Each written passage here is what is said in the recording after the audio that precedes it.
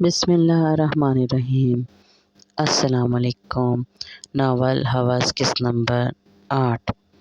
مریم، تمہیں میری قسم ہے، سچ سچ بتاؤ، کہیں تم نے واقعی ذیشان کو بلا کر ہماری رسوائی کا سامان تو نہیں کیا؟ مونا لہجے میں ڈر اور خوف لیے مریم سے سوال کرنے لگی۔ مما، میں نے نہیں بلایا تھا اس کو۔ مریم کے رونے میں تیزی آ گئی۔ مما، مجھے پورا یقین ہے میری بہن کبھی کچھ غلط نہیں کر سکتی۔ سائم نے مریم کو گلے لگا لیا۔ آنسو سائم کی آنکھوں سے باہر آنے کو تیار تھے، لیکن وہ کمزور نہیں پڑ سکتا تھا۔ اس کو مریم کو سنبھالنا تھا۔ مونا باجی، صالح نے دروازے میں کھڑے ہو کر ہی آواز دی۔ آ جاؤ صالح، آ جاؤ۔ مونا نے سرد آہ بھری۔ صالح اندر آئی تو دیکھا کہ رو رو کر مونا اور مریم دونوں کی آنکھیں سوج چکی تھیں۔ صالح، تمہارا شکریہ، تم نے بھرے بازار میں میری بیٹی کی پاک دامنی کی گواہی دی۔ مونا نے ایک بار پھر رونا شروع کر دیا۔ مونا باجی، ایسے تو نہ کہیں، مریم میری ہی بیٹی ہے، میں نے اپنی بیٹی کی طرح سمجھا ہے اسے۔ شادی کے بعد 4 سال تک میں بے اولاد رہی اور میری ممتا کی پیاس مریم ہی بجھاتی تھی۔ مجھے اپنی نورے کی طرح عزیز ہے۔ صالح، نہ جانے کون سا گناہ ہو گیا ہے مجھ سے جو آج یہ دن دیکھنا پڑا مجھے، نہ جانے کتنی رسوائی ہوگی اب۔ مونا دہائی دینے لگی۔ مونا باجی، گناہ کا تو پتہ نہیں، لیکن ایک بہت بڑی غلطی ہوئی ہے آپ سے۔ صالح نے مریم کو دیکھتے ہوئے مونا سے کہا۔ کیا مطلب؟ مونا اور سائم دونوں چونکے۔ باجی، آپ نے مریم کو ہمیشہ خود سے دور رکھا، کبھی توجہ سے اس کی بات نہیں سنی، کبھی اس کے کسی کام کو سراہا نہیں، اور نہ ہی مریم کے بدلتے رویے کو آپ نے نوٹ کیا۔ صالح نے بات شروع کی۔ باجی، معظم بھائی کی وفات کے بعد سائم غالباً 6 سال کا تھا۔ وہ اپنے حصے کا پیار لے چکا تھا، ماں اور باپ دونوں سے، اور مریم صرف 3 دن کی تھی۔ اس کو نہیں پتہ کہ باپ کیا ہوتا ہے، باپ کی محبت کیا ہوتی ہے۔ اس بیچاری کے لیے تو سب کچھ آپ ہی، ماں باپ دونوں کا پیار آپ نے ہی دینا تھا اس کو، لیکن وہ آپ نے نہیں دیا۔ میں جانتی ہوں آپ نے اور سائم نے مریم کو کسی چیز کی کمی نہیں دی، اچھا کھلایا، اچھا پہنایا، لیکن باجی، آپ نے مریم کو وہ آزادی نہیں دی کہ یہ اپنے دل کی بات آپ سے کر سکے۔ آپ اس کو دوست بنا لیتی تو آج یہ نوبت نہ آتی۔ صالح خاموش ہوئی۔ صالح، میں مانتی ہوں میں نے کام اور بچوں کی روٹی کی فکر میں مریم کو اگنور کیا ہے، لیکن آج کی بات سے کیا تعلق ہے ان سب باتوں کا؟ مونا گویا ہوئی۔ باجی، اسی بات سے تو تعلق ہے، آپ کو شاید معلوم نہیں، لیکن آج سے پہلے بھی ذیشان آپ کے گھر میں غلط ارادے سے آ چکا تھا۔ وہ تو اللہ نے کرم کیا کہ مریم نے گلدان دے مارا اس کے سر میں اور وہ زخمی ہو گیا تو وہ واپس مڑ گیا۔ مریم، سائم کو لگا جیسے کسی نے بم پھوڑا ہو اس کے سر پہ۔ مریم نے سر کو جھکا لیا اور آنسو تو اس کے رک ہی نہیں رہے تھے۔ مونا کو حیران پریشان بیٹھا دیکھ کے صالح نے دوبارہ بولنا شروع کیا۔ 2 سال پہلے بھی ذیشان مریم کو ہراساں کرنے کی کوشش کرتا رہا، لیکن آپ دونوں ماں بیٹی میں اتنی دوریاں پیدا ہو چکی تھیں کہ مریم نے آپ کو کچھ نہیں بتایا، بلکہ گھٹ گھٹ کر اپنی ہی شخصیت کو تباہ کرتی رہی۔ یہ باجی، بچوں کو اعتماد میں لینا بے حد ضروری ہوتا ہے۔ وہی اعتماد میں نے نورے کو دیا جب اس خبیث انسان نے میری بچی کو نشانہ بنانے کی کوشش کی۔ آپ کی مریم بچا کر لائی تھی نورے کو۔ باجی، اللہ نے مریم کو فرشتہ بنا کر بھیجا، اس لیے آج یہ بھی محفوظ رہی۔ مریم یہ سب تم نے مجھے تو نہیں بتایا، مونا شکایت بھرے لہجے میں بولی۔ مریم کچھ بولتی اس سے پہلے صالح نے کہنا شروع کیا۔ یہی تو اس کا مسئلہ ہے باجی، ہم چاہتے ہیں ہمارے بچے ہم سے سب سے زیادہ ہمارے ساتھ ہی مخلص ہوں، اپنی تمام باتیں ہم سے کریں، لیکن ہم اپنے بچوں کو وہ اعتماد تو دیتے ہی نہیں جس کے ذریعے وہ قریب ہوں۔ ہم بچوں کو سمجھ ہی نہیں پاتے۔ مونا شرمندہ سی ہو گئی۔ صالح، میری ہمت ختم ہو چکی ہے، میں معظم کے بعد ایسی ٹوٹ چکی ہوں کہ دوبارہ کسی کی نہیں بن پائی، اپنی اولاد کی بھی نہیں۔ لیکن اب مجھے سمجھ آ گئی ہے، میری اولاد کو ہی میرا سب کچھ ہے اور مجھے ہر حال میں ان کا ساتھ دینا ہے اور ان کے لیے ہی خوش رہنا ہے۔ صالح، تم دعا کرنا میری مریم کے لیے۔ مونا مریم کو گلے لگا کر بے آواز رونے لگی۔ مت روئیں باجی، دیکھیں مریم کا تو پہلے ہی رو رو کر برا حال ہے۔ صالح نے مریم کے آنسو صاف کیے۔ اچھا میں چلتی ہوں باجی، رافع صاحب بھی آج والے واقعے سے بہت زیادہ بے چین اور پریشان ہیں، میں جا کر ان کو دیکھوں۔ صالح نے اجازت لی اور چلی گئی۔ مما، یہ دیکھیں، آج میں چندہ کے لیے چاٹ اور سموسے لے کر آیا تھا۔ صائم نے ماحول میں موجود گھٹن کو کم کرنا چاہا۔ مونا آنسو صاف کرتے ہوئے مسکرا دی۔ اور آج میں اپنی بیٹی کو اپنے ہاتھ سے کھلاؤں گی۔ مونا کی بات سنتے ہی مریم کی آنکھوں میں آنسو پھر سے بھر آئے، مانو جیسے کوئی ادھورا خواب پورا ہو گیا ہو۔ ہاں بھئی کاکا، پنچایت تے 4 بجے ہے تے تو 3 بجے کی لین آیا ہے۔ منور تھانے دار اپنے دروازے پر ذیشان کو کھڑا دیکھ کر طنزیہ انداز میں بولا، ضروری بات کرنے آیا ہوں۔ ذیشان نے دروازے سے کہا، رازداری سے کہا، آجا اندر۔ ذیشان اندر داخل ہوا تو صحن میں کھڑے کھڑے ہاتھ جوڑ لیے۔ انکل مجھے بچا لیں، میں بہک گیا تھا، کیا کروں؟ وہ ہے ہی اتنی خوبصورت، معصوم صورت۔ ذیشان بیچارگی سے ہاتھ جوڑے بولا، یعنی تم نے اس کے ساتھ زبردستی کرنے کی کوشش کی ہے؟ تم مان رہے ہو اس بات کو؟ منور تھانے دار نے درشتی سے کہا، ہاں انکل، اسی لیے تو آپ سے مدد مانگنے آیا ہوں۔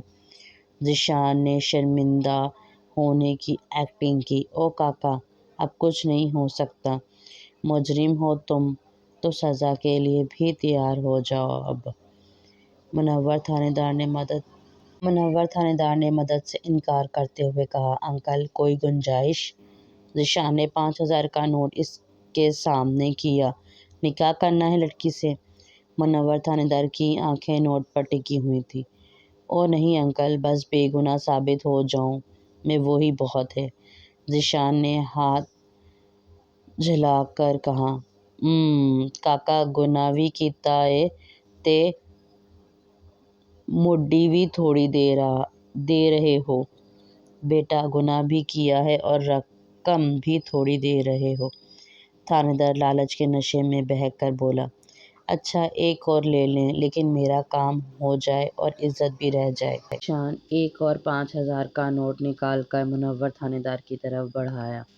بے فکر ہو جا کاکا، تھانے دار کی خوشی سے باجیاں کھل گئیں۔ ذیشان کو اپنے اندر سکون اترتا محسوس ہو گیا۔ جگہ جگہ چہرے پر نیل ہونے کے باوجود سکون اس کی شکل پہ دیکھ رہا ہے۔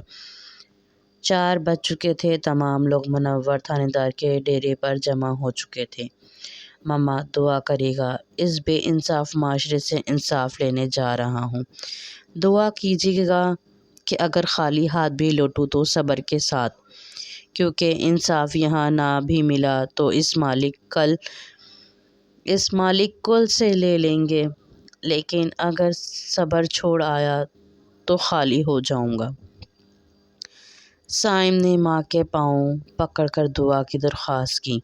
سائم کو جیسے یقین سا تھا کہ فیصلہ اس کے حق میں نہیں ذیشان کے حق میں ہوگا، کیونکہ وہ جانتا تھا کہ غریب کا رب کے علاوہ کون سنتا ہے۔ میرے بیٹے میں دعا کروں گی کہ میرا بیٹا ہر حال میں صبر کا دامن نہ چھوڑے، کیونکہ اللہ قرآن پاک میں فرماتا ہے، اللہ صبر کرنے والوں کے ساتھ ہے۔ القرآن۔ سائم ڈیرے پر پہنچا تو دیکھا سب لوگ موجود تھے۔ ذیشان، روحان اور رضا صاحب ایک طرف بیٹھے تھے۔ سائم نے جا کر سلام کیا۔ سب نے جواب دیا، جی۔ تو کارروائی شروع کریں، منور تھانے دار نے بلند آواز کہا۔ پہلے ذیشان تم بولو کہ کیا ہوا تھا۔ منور نے ذیشان کو بولنے کا اشارہ کیا۔ جی، میری بہن کی منگنی ہے اگلے ہفتے۔ سب کے گھر مٹھائی میں ہی بانٹ رہا تھا۔ آج اتوار تھا تو میں نے سوچا آج دے آتا ہوں، کیونکہ میرا خیال تھا کہ سائم گھر ہوگا، لیکن دروازہ مریم نے اپنی ناپاک زبان سے میری بہن کا نام مت لینا۔ ذیشان کے بات مکمل کرنے سے پہلے ہی سائم دھاڑا۔ ذیشان کچھ دیر خاموش ہوا اور دوبارہ بولنا شروع کیا۔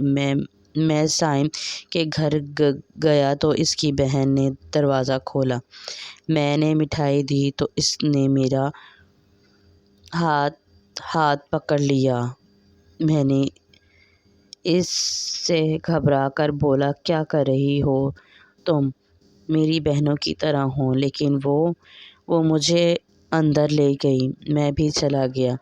اب وہ اتنا کہہ رہی تھی تو میں کب تک صبر کرتا۔ میں بھی بہک گیا اور ہم اندر بیٹھے تھے کہ سائم آیا اور مجھے پاگلوں کی طرح مارنے لگ گیا۔ ذیشان نے سرسرا غلط بیانی کی۔ سائم نے غصے سے مٹھیاں بھینچ لیں مگر خاموش رہا۔ سائم، اب تم بولو، کیا دیکھا تم نے جس کی بنا پر تم نے اتنا مارا ذیشان کو؟ منور نے سائم کی طرف دیکھتے ہوئے کہا۔ سائم نے اندر کا تمام تر حوصلہ جمع کر کے بولنا شروع کیا۔ ہمارے گھر کے دروازے کی کنڈی خراب ہے، ایک جھٹکے سے دروازہ کھل جاتا ہے، اس لیے ہم دروازے کے آگے کرسی رکھتے ہیں۔ آج جب میں آیا تو دروازے کو کنڈی لگی تھی جو میں نے ہلانے سے کھل گئی۔ میں اندر آیا تو کرسی ایک طرف الٹی پڑی تھی، جیسے کسی نے اٹھا کے پھینکی ہو۔ میری سمجھ میں نہ آیا کہ کرسی ایسے کیوں پڑی ہے، لیکن جب میری نظر بند دروازے پر پڑی تو میرا دل گھبرا گیا، کیونکہ مریم ایسے دروازہ بند نہیں کرتی۔ میں نے بغیر کچھ سوچے سمجھے دروازے کو دھکا مارا تو وہ کھل گیا، اور تب میں نے دیکھا کہ یہ گھٹیا شخص میری معصوم بہن کو اپنی ہوس کا نشانہ بنانا چاہ رہا ہے۔ یہ سب دیکھ کر میں پاگل ہو گیا اور میں نے اس کو مارنا شروع کر دیا۔ سائم کی آنکھوں میں سرخی کے ڈورے اتر آئے۔ کیا ثبوت ہے تمہارے پاس کہ ذیشان ایسی کوئی نازیبا حرکت کر رہا تھا؟ منور نے سائم سے سوال کیا۔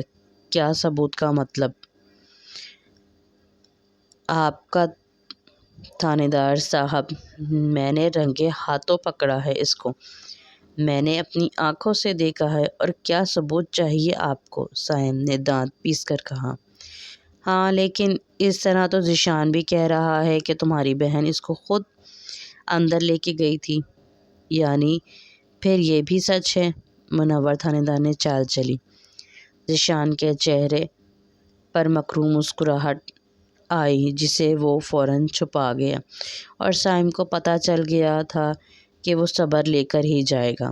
تقریباً 20 منٹ مزید بحث ہوتی رہی، لیکن سائم ہونس خاموش بیٹھا رہا۔ وہ اپنی بہن کا اور تماشا نہیں بنانا چاہتا تھا۔ 20 منٹ بعد منور تھانے دار بولا، دیکھیں جی، یہ دونوں لڑکے آپ کے سامنے پلے بڑھے ہیں اور دونوں ہی نیک اور سمجھدار ہیں۔ اس لیے کوئی ان دونوں کے خلاف نہیں جا رہا، لیکن ہمیں چونکہ فیصلہ کرنا ہے، اس لیے مجھے اس مسئلے کا جو حل نظر آتا ہے وہ یہ کہ اگر ذیشان مریم کے کہنے پر اندر گیا تھا تو ان دونوں کا نکاح کر دینا چاہیے، کیونکہ بچے پسند کرتے ہیں ایک دوسرے کو، تو ان کو ایک کر دینا چاہیے اس سے پہلے کہ وہ دوبارہ گناہ کی طرف متوجہ ہوں۔ اور دوسرا یہ کہ اگر سائم اور اس کے گھر والے نکاح نہیں کرنا چاہتے تو انہیں اس بات کو یہیں ختم کرنا ہوگا، کیونکہ اگر غلطی ذیشان کی مانی جاتی ہے تو سائم نے اس کو جتنا مارا ہے تو یہی سزا کافی ہے اس کے لیے۔ منور تھانے دار نے انصاف کے نام پہ سائم کو ہر طرف سے پھنسا دیا تھا۔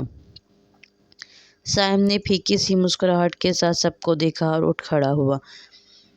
میں اس بدکار آدمی کا سایہ بھی اپنی پاکیزہ بہن پر نہیں پڑنے دے سکتا، کہہ کر سائم رکا نہیں تھا۔ چلو جی، گل ہی مک گئی، منور تھانے دار نے کرسی سے ٹیک لگاتے ہوئے کہا۔ ذیشان کے چہرے پر فاتحانہ مسکراہٹ اتر آئی۔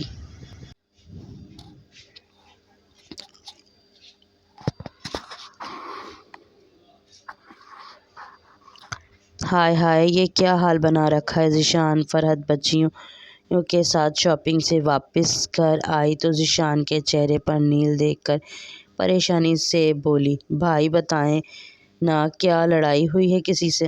ذیشان کو نوس خاموش دیکھ کر نمرا بھی پریشانی سے بولی، وہ سالے سائم نے مارا ہے۔ ذیشان نے غصے سے سامنے رکھی شیشے کی میز پر ہاتھ مارا۔ ہائے اللہ، اللہ کی مار پڑے، اس نے کیوں مارا تمہیں؟ فرحت نے واویلا مچا دیا۔ ذرا تھم کے فرحت بیگم، ذرا تھم کے۔ رضا صاحب نے بیوی کو گھر کا غلطی تمہاری اس صاحبزادے کی ہے۔ فرحت۔ رضا صاحب نے ذیشان کو غصے سے دیکھا۔ ابو، میری کیا غلطی ہے؟ ذیشان نے انجان بنتے ہوئے سوال کیا۔ کیا غلطی ہے؟ روحان نے زیر لب کہہ کر سر کو ہلکا سا جھٹکا دیا اور اپنے کمرے کی طرف چل دیا۔ اس کی کیا غلطی ہے رضا؟ کیوں؟ اس سے پوچھو، کیا کرنے گیا تھا سائم کے گھر، وہ بھی تب جب نہ سائم اور نہ ہی اس کی ماں گھر تھی۔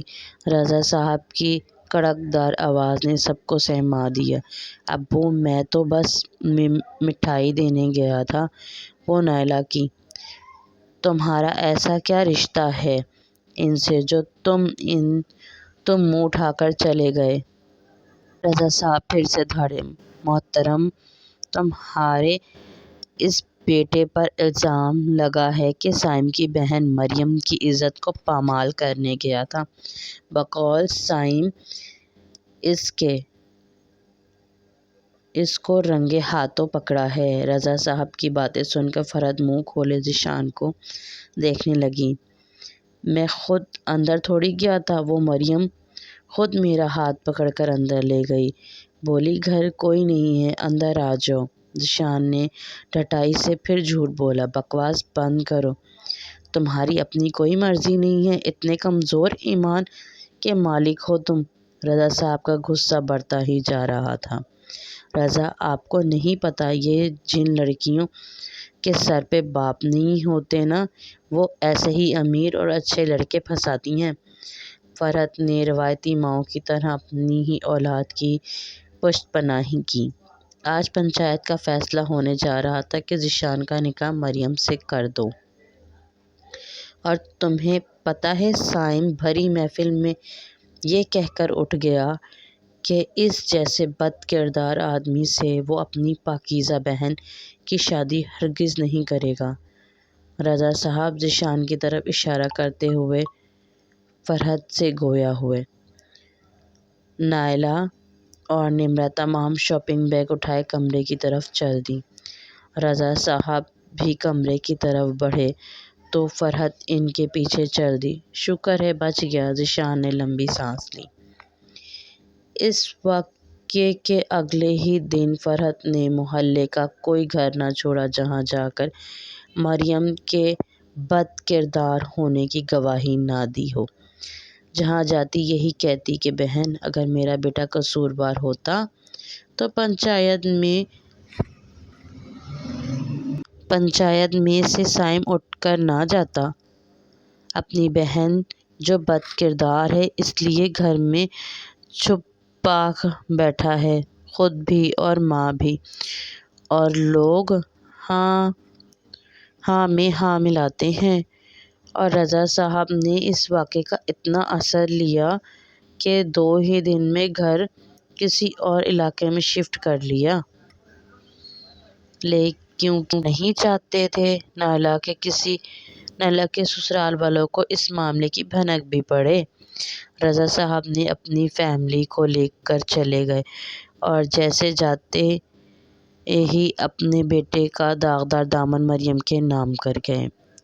لوگوں نے مریم کے بد کردار ہونے کے چرچے گلی گلی کر دیے، کیونکہ یہی تو ہوتا ہے ہمارے اس بیمار معاشرے میں کہ مرد گناہ کر کے بھی پاک رہتا ہے کیونکہ وہ مرد ہے، اور عورت کا اگر کوئی ہاتھ بھی پکڑ لے تو یہی سننے کو ملتا ہے کہ ضرور اسی نے کوئی ادا دکھا کر مائل کیا ہوگا۔ لیکن جیسے ہر عورت بد کردار نہیں ہوتی، ویسے ہی ہر مرد بھی برا نہیں ہوتا، کیونکہ معاشرہ لوگوں سے بنتا ہے۔ لوگ سمجھ اور انصاف والے ہوں گے تو معاشرہ بھی عزت دار ہوگا۔ لوگ اگر فرحت اور ذیشان جیسے ہوں گے تو معاشرہ بیمار ہی ہوگا۔ لوگوں نے اس طرح کی باری مریم سے منسوب کر دی جن باتوں کا ایک 14 سال کی بچی کو علم ہی نہیں ہو سکتا۔ لیکن مونا اور اس کے بچوں نے کسی ایک کو بھی صفائی نہ دی، کیونکہ جو گناہ سے پاک ہوتے ہیں ان کی صفائی یہی معاشرہ اور یہی لوگ خود دیتے ہیں۔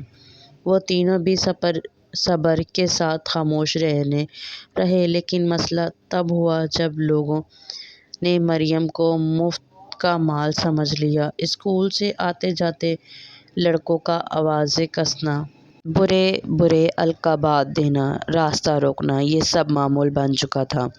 مریم نے کسی کو کچھ نہ بتایا۔ پھر ایک دن مونا رکشے سے اتری تو دیکھا کہ محلے کے کچھ لڑکے مریم کے پیچھے واہیات گانے گاتے آ رہے ہیں۔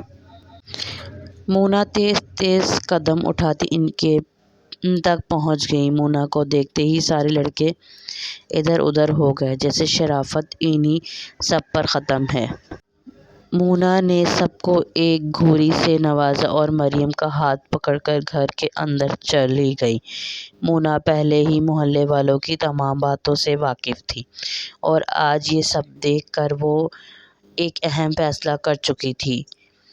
ہال میں موجود تمام لوگ ایک لحاظ بائیں